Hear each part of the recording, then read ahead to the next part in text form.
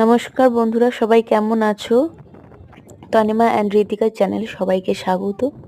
দেখো, এটা কালকে ভিডিও ছিল, যেহেতু কালকে আমি আর সেন্ড করতে পারিনি ভিডিও, আজকে সেন্ড করছি। আর এখানে দেখো রাস্তাটা কত ভালো লাগে, চারিদিকেই জঙ্গল, মানে এপাশেও জঙ্গল এপাশেও জঙ্গল, খুব ভালো লাগছে। আর আমরা আজকে একটু যাচ্ছি পিকনিকে দুর্গাপুরে, মানে ঝাঁঝরা গ্রামের দিকে যেতে নাচন ড্যাম বলে একটা জায়গা আছে সেইখানে।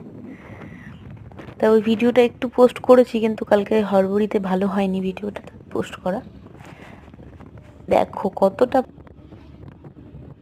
কতটা ভালো লাগছে বলো দেখতে, সবুজে সবুজ।